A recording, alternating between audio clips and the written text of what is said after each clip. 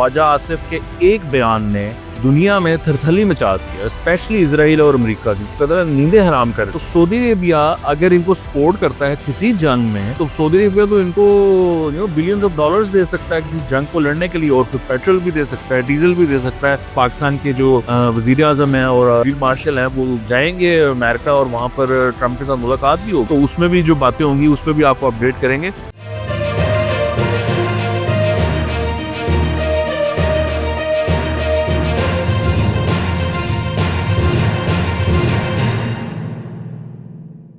अस्सलाम वालेकुम, मेरा नाम है वकास अबीब राना। आप मुझे देख पा रहे हैं मेरे यूट्यूब चैनल पर। ख्वाजा आसिफ के एक बयान ने दुनिया में थरथली मचा दी है, स्पेशली इजराइल और अमेरिका की कदर नींदें हराम कर दी हैं। एसोसिएटेड प्रेस एक बहुत ही मुस्तनद अदारा है जहां पर ये खबर लगी है और उसकी हेडलाइन है, Pakistan says its nuclear programme can be made available to Saudi Arabia under defence pact.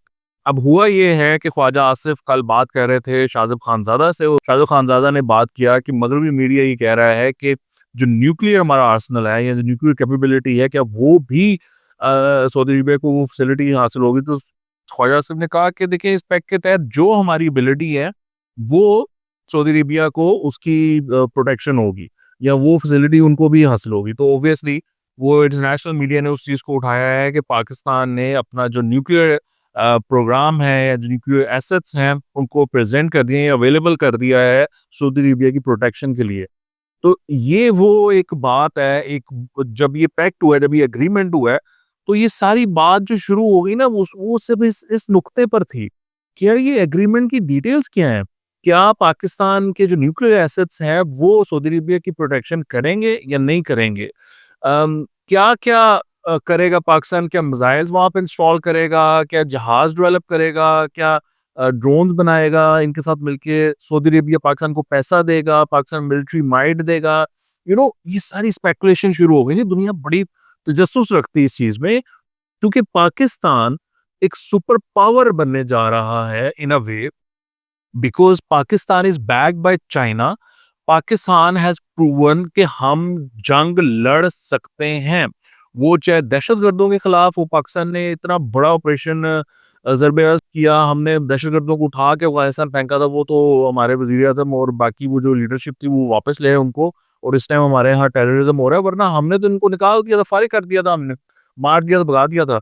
दूसरी तरफ पाकिस्तान ने कन्वेंशनल वॉर में इंडिया को, जो कि उससे बहुत बड़ा मुल्क है, यानी 6 गुना बड़ा मुल्क है आबादी के लिहाज से, इकोनॉमी के लिहाज से को 10-20 गुना बड़ा मुल्क है, और जो मिलिट्री बजट के हिसाब से वो 8 गुना बड़ा मुल्क है। पाकिस्तान का तो बजट कुछ भी नहीं है, मतलब वो पता नहीं रिपोर्टेड 8-9-10 बिलियन डॉलर के करीब है, और इंडिया का तो 80 बिलियन डॉलर के करीब है ना। तो वो दुनिया को ये तो पता चल गया है कि पाकिस्तान के साथ आप पंगा नहीं ले सकते। Pakistan is a proven military power. ठीक है जी, ये तो हो गई बात।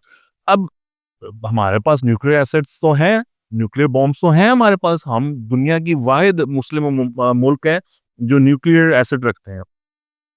तो अब हुआ ये है कि वो दुनिया ने कहा कि यार अगर इनको जो इनकी कमियां थी उसमें यह था कि इनके पास पैसा नहीं है, ये ज्यादा लंबी जंग नहीं लड़ सकते, तो सऊदी अरेबिया अगर इनको सपोर्ट करता है किसी जंग में, तो सऊदी अरेबिया तो इनको बिलियंस ऑफ डॉलर्स दे सकता है किसी जंग को लड़ने के लिए, और फिर पेट्रोल भी दे सकता है, डीजल भी दे सकता है।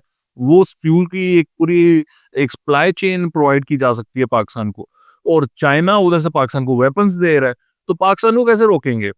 तो ये एक ऐसी गुफ्तगू, एक ऐसा इस टाइम दुनिया जो है ना बड़ी हैरान और परेशान है, और वो सोच रहे हैं कि ये क्या होने जा रहा है, इसको हम कैसे काउंटर करेंगे। इंडिया का आपने बयान देखा, उन्होंने कहा जी हमने ये डेवलपमेंट देखी है, हमें पता था, हम इसके बारे में इसको स्टडी कर रहे हैं और हम इस पे अपना रिस्पॉन्स देंगे। अभी उन्होंने कोई रिस्पॉन्स नहीं दिया इसके ऊपर, क्योंकि सऊदी अरेबिया इन्वॉल्व है ना, बिलियंस ऑफ डॉलर्स लगे हुए हैं सऊदी अरेबिया के इंडिया में, तो इंडिया कैसे इसके खिलाफ बयान दे दे। या तो ये हो ना कि इंडिया इस काबिल हो, ये बड़ी इंटरेस्टिंग बात मैं करने जा रहा हूँ, कि या तो ये हो ना कि इंडिया इस काबिल हो कि वो सऊदी अरेबिया को प्रोटेक्ट कर सके।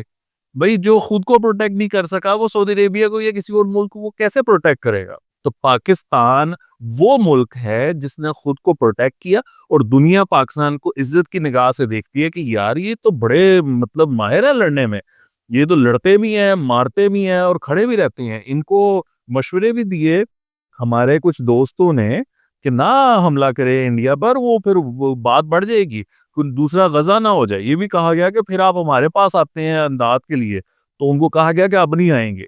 लेकिन उनको बताया गया कि हम पे हमला हुआ है, हम हमला करेंगे, हम नहीं छोड़ेंगे। वो ज़ाहिर-सी बात है कि वो जो लोग हैं, जिन लोगों ने ये मशवरे दिए थे, उनकी एक सोच थी। वो अब जब देखते हैं कि रिज़ल्ट क्या निकला है, तो वो हैरान और परेशान है, दुनिया हैरान और परेशान है कि पाकिस्तान ने इंडिया को कैसे हरा दिया। अब मामला ये है कि हमने तो हरा दिया, अब इंडिया में टेंशन पड़ी हुई है कि ये सऊदीया के साथ इनका क्या पैक्ट होने जा रहा है, इसका हमारे पे क्या इम्पैक्ट होगा? वो जिसको कहते हैं ना वॉर बोर्ड होता है, वो वहाँ बैठ जाते हैं, वो रिकैलकुलेशन होती है वहाँ पर कि अच्छा सऊदीया के पास ये है, पाकिस्तान के पास ये है, तो अगर हमारी जंग होगी तो सऊदीया क्या करेगा? पाकिस्तान फिर उनसे क्या लेगा? पाकिस्तान हमारे साथ क्या करेगा? हम पाकिस्तान को कैसे हराएँगे? वो सारा जिसको कहते हैं ना चेस बोर्ड आप एक तरह से समझ लें, वो उसको बिछा लिया जाता है और फिर उसपे कैलकुलेशन होती है। अब रीकैलकुलेशन हो रही है। यही चीज़ बाकी दुनिया भी देख रही है कि यार ये पाकिस्तान तो फिर हाथ नहीं आएगा। अब इज़राइल इज़राइल को जब ये बयान आ गया है ख्वाजा आसिफ का कि हम सऊदी अरेबिया को हर हालत में और हर हमारे अवेलेबल रिसोर्स से प्रोटेक्ट करेंगे। तो इज़राइल का आप सोचें कि इज़राइल तो अपने मतलब वाइल्डेस्ट ड्रीम में भी नहीं सोच सकता कि वो सऊदी अरेबिया पे हमला करेगा। बिकॉज़ पाकिस्तान ने अगर कहा है तो फिर प्रैक्टिकली भी कुछ तो होगा। यानी ये जो हमारे एटॉमिक बॉम्ब्स हैं, ये भी पॉसिबल है कि इनको इंस्टॉल किया जाए सऊदी अरेबिया में। ये भी पॉसिबल है कि ये सारे मामलात डिस्कस किए जाएँ। ये बड़ी चीज़ें हो सकती हैं ना। तो इज़राइल के लिए मैसेज यही है कि काका ਇਹ ਹੁਣ ਨਾ ਵੇਖੀ ਇੱਧਰ, ਇਹ ਹੁਣ ਸਾਡੀ ਜ਼ਿੰਮੇਵਾਰੀ ਹੈ, ਹੁਣ नहीं तू इस पासे वेख सकता।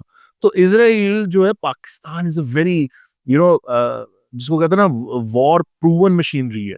ये जंगें जीती हुई हैं इन्होंने, जंगें लड़ी हुई हैं at the very war hardened army, और इस आर्मी के साथ पंगा आप नहीं ले सकते। तो ये बात इज़राइल को बड़ी अच्छी तरह पता है। इस बात का अमेरिका को भी पता है, तभी तो अमेरिका इतनी इज़्ज़त कर रहा है। अब पाकिस्तान के जो वज़ीर-ए-आज़म हैं और फ़ील्ड मार्शल हैं, वो जाएँगे अमेरिका और वहाँ पर ट्रंप के साथ मुलाकात भी होगी। तो उसमें भी जो बातें होंगी, उसमें भी आपको अपडेट करेंगे। लेकिन ये बात समझें कि ख्वाजा आसिफ के इस एक बयान ने इज़राइल की ऐसे की तैसी फेर दी है। इज़राइल को उसकी जो हालत है वो इस टाइम खराब हो गई है, क्योंकि ये जो इंटरनेशनल मीडिया है ना, ये इतना इस बात को उठा रहा है, इतना उठा रहा है कि वो इंटरनेशनल मीडिया ढूँढ रहा था ये बात कि कहीं से कोई कन्फर्मेशन आ जाए, और वो कन्फर्मेशन उनको पाकिस्तान के वज़ीर दफ़ा के थ्रू मिल गई है।